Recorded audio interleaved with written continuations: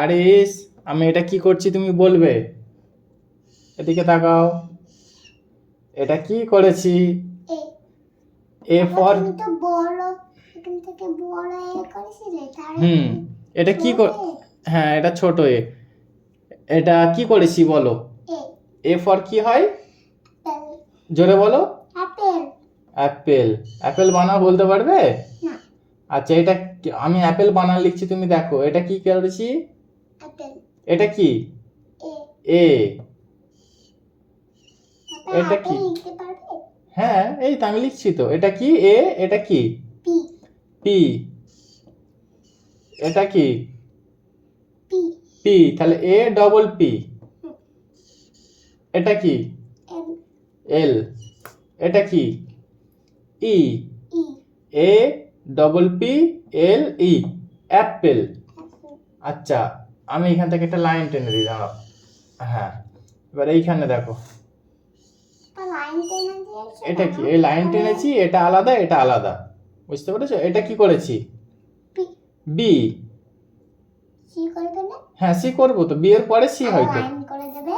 হ্যাঁ আবার আবার এমনও লাইন করে দেবে। হ্যাঁ, এটা কি করেছে আগে বলো? B B. বি ফর কি হয়? বল বি ফর বল হয়। বল বানানো বলতে পারবে? হুম এই দেখো, এদিকে তাকাও। এটা কি? B B. B B double B হ্যাঁ, এটা কি? A A. B A double L. এই একটা এল, এই একটা এল। এদিকে তাকাও। B A double L, ball. A for apple, B for ball. এবার কি হবে? C for cat. এটা কি করছি দেখো। এটা কি করেছি? C C. সি ফর কি? আবার এটা বাংলা লেখা আর এটা না, দুটোই ইংলিশ লেখা। যেদিকে দেখো, এটা কি করেছি? সি। সি ফর কি হবে? C for cat. হ্যাঁ, গুড।